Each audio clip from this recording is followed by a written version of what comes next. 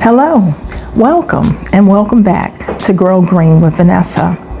I am in growing zone 6A in the Chicagoland area. What tomato varieties are you growing this year? Have you already decided? Or are you like me? You know what you want to grow, but not sure you have the space to grow it all? Or are there new varieties that you choose to try this year? If so, let me know what they are. Not that it wouldn't tempt me to grow more tomatoes. Unfortunately, it would, but I would still love to know. So, is there a method to the madness of planting your tomatoes? There is for me. So I select my tomatoes by a couple different things. One is the taste profile. What is it that I want to eat? What do I want to taste this season? Or what am I using the tomatoes for? Am I canning tomatoes? Are we just using them for slicing? Are we making sauces? Are we making soups, stews? What is the purpose of your tomato? I also look at the time to harvest, right? So how long will it take for these tomatoes to harvest?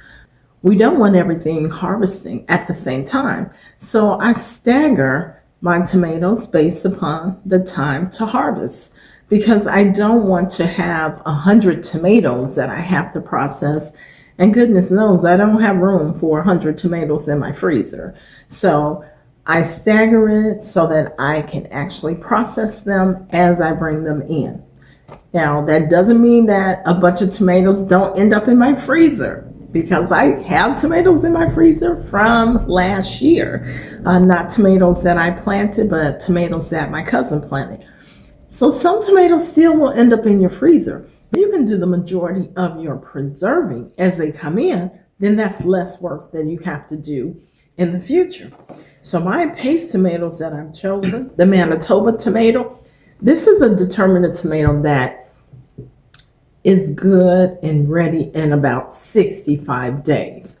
So I know I'm going to plant this. And then this is the Bonnie Best tomato. This tomato is indeterminate, but it's ready in 70 to 75 days. Just like the Manitoba, this is also a paste tomato. So I'll be canning that. The Amish paste tomato is done in about 80 days. Also an indeterminate tomato that I plan to can. The San Marzano tomato is also an indeterminate, which is ready in about 75 to 85 days. Also a paste tomato. And then the Opaka tomato, also another indeterminate paste tomato, is ready in 80 to 90 days. And the Federally tomato is indeterminate and it's ready in 95 days. And I can also can this.